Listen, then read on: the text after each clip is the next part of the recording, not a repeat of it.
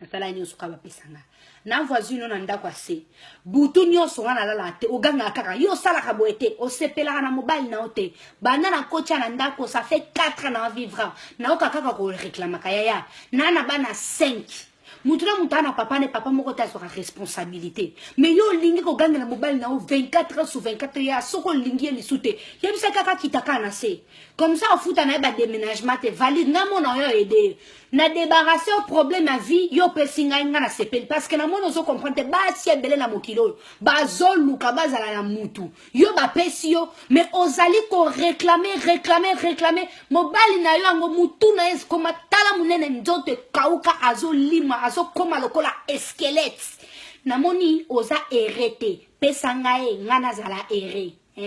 merci pour la compréhension soko ebisi ayatenga mona ya ozwai